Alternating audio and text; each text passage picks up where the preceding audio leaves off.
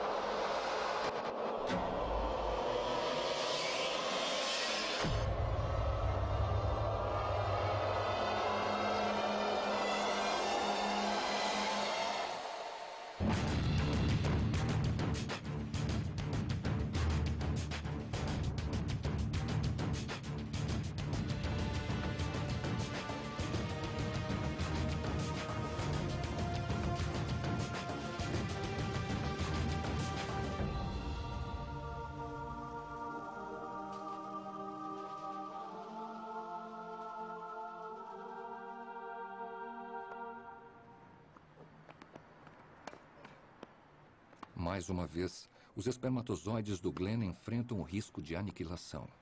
E milhares são mortos pelo sistema imunológico da Emily.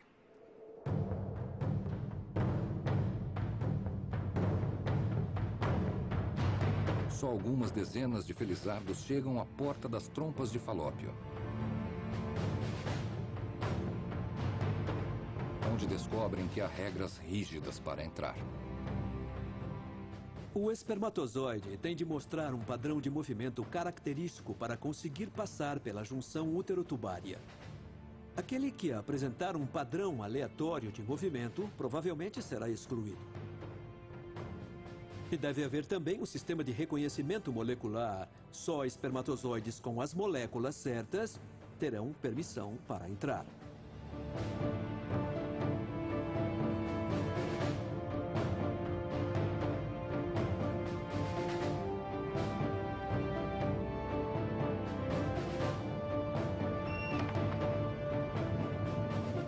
Os espermatozoides enfrentam morte e destruição na cavidade uterina. Os leucócitos os perseguem e matam durante todo o trajeto. E apenas alguns poucos sortudos, dentre os milhões que foram ejaculados, entram nas trompas de Falópio, onde finalmente chegam ao céu dos espermatozoides.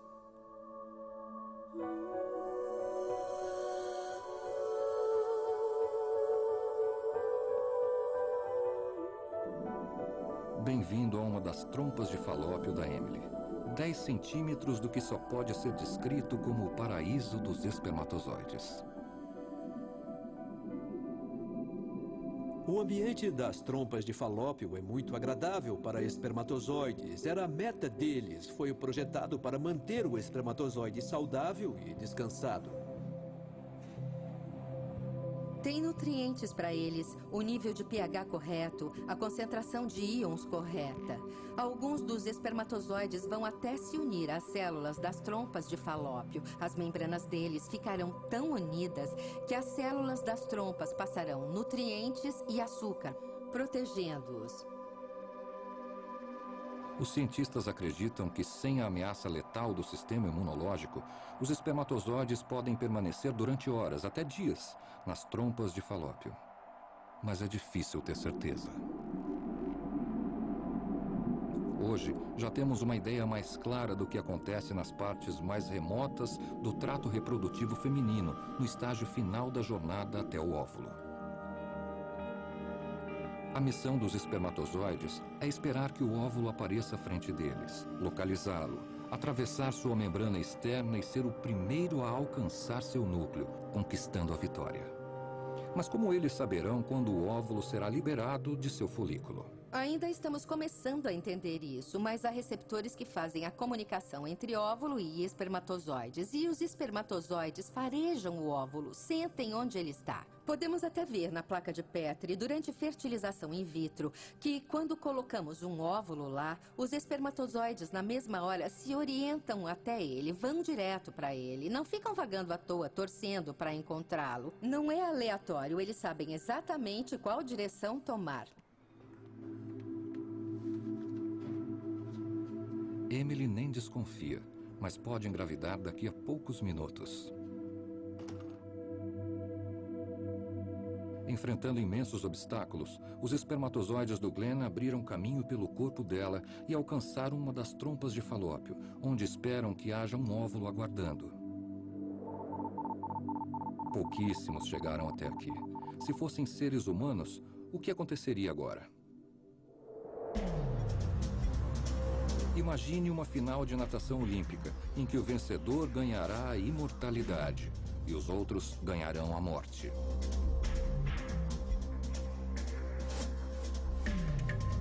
Sinais enviados durante a ovulação tornarão os espermatozoides hiperativos, dando-lhes a habilidade de fecundar o óvulo, liberando camadas de proteínas num processo chamado de capacitação.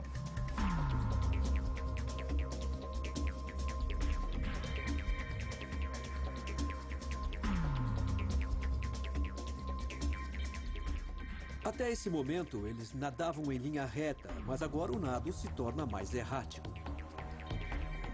E é a cauda que lhes dará força e propulsão suficientes para atravessar a camada externa do óvulo.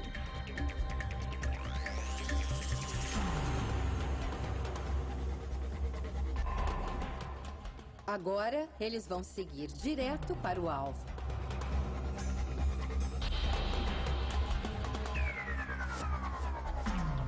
Querem encontrar o óvulo, querem entrar nele. É a reta final da corrida. Depois da capacitação, os espermatozoides morrem em poucas horas, portanto, não há como voltar. Se a situação ocorresse com seres humanos, o óvulo estaria flutuando cerca de 1,5 km à frente. Mas como nossos cientistas reprodutivos podem comprovar, o óvulo, que só vive 24 horas, tem mais um desafio final e fatal para o espermatozoide. O elemento crucial nessa grande corrida pela reprodução é o timing.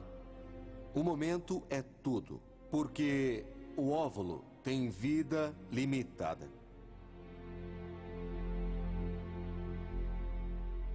E se o óvulo chegar antes da hora? É preciso que alguns espermatozoides sejam capacitados relativamente cedo. E se aquele óvulo chegar horas depois ou no outro dia? Então não é bom que todos os espermatozoides sejam capacitados logo no início, porque vão morrer.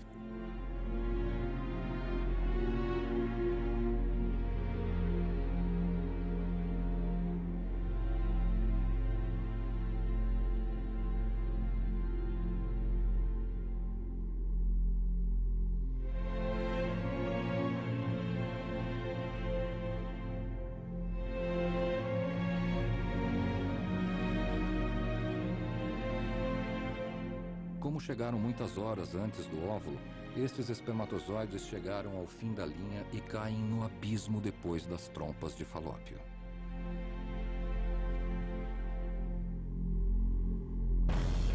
Restaram apenas 2 heróicos espermatozoides, os únicos sobreviventes dentre os milhões do início. Esses dois, um espermatozoide masculino com o cromossomo Y e um feminino com o cromossomo X, partiram dos testículos do Glenn há 14 horas.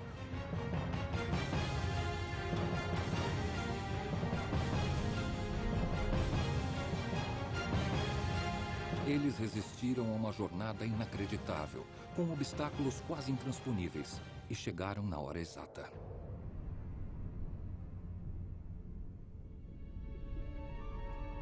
Nos confins do sistema reprodutivo da Emily, o óvulo aguarda.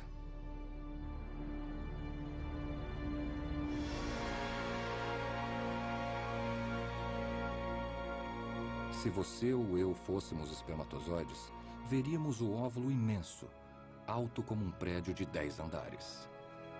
Durante a corrida, houve muita disputa entre espermatozoides a partir da ejaculação e até as trompas de Falópio. Mas no local da fertilização, quando o óvulo é fecundado, só pode haver um espermatozoide. Pode haver 2 ou 3, mas pouquíssimos estarão disputando o prêmio final.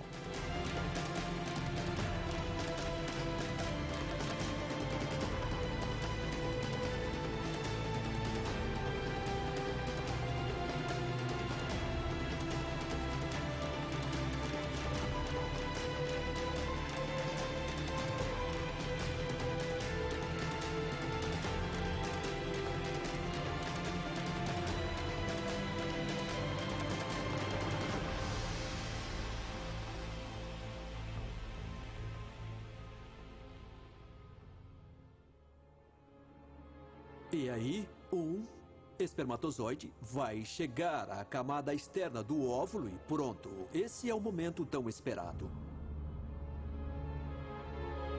Para garantir a vitória, a única coisa que o espermatozoide tem de fazer agora é achar um jeito de entrar. O espermatozoide carrega uma carga genética para entregar. Mas essa carga tem de conseguir entrar no óvulo, e isso só vai acontecer quando a cabeça do espermatozoide literalmente explodir. Sobre a cabeça do espermatozoide é um saco de fluidos, de enzimas, muito importantes nessa etapa do processo. Quando encosta no óvulo, o saco se rompe e as enzimas ajudam o espermatozoide a finalmente penetrar e atravessar a camada externa do óvulo.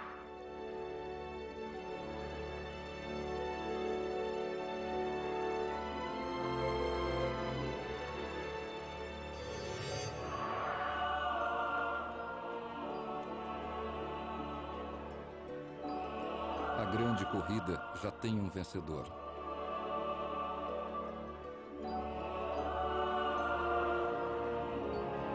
O espermatozoide masculino vitorioso é instantaneamente devorado, enquanto a informação genética do Glenn se funde com o DNA da Emily.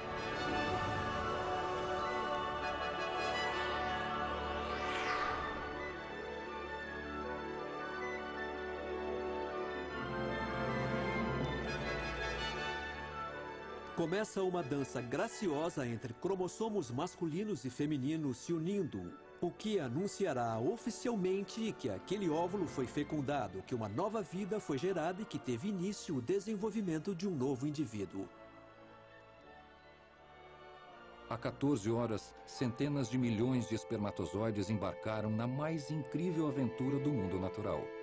Uma aventura que aniquilou quase todos eles.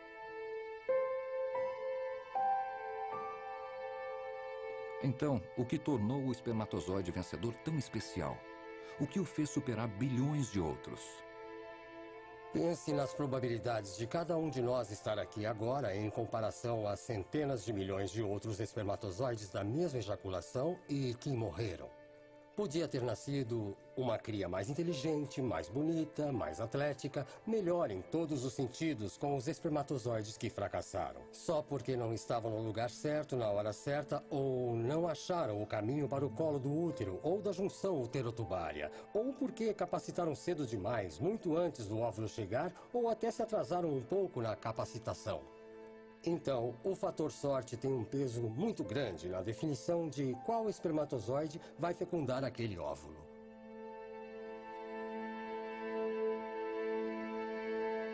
Esse espermatozoide notável que venceu milhões de concorrentes não morreu em vão.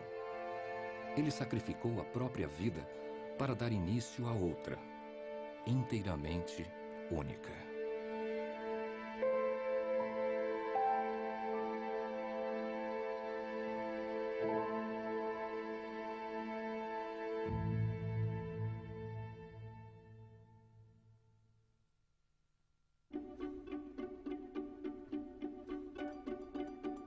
Versão brasileira, Tempo Filmes, São Paulo.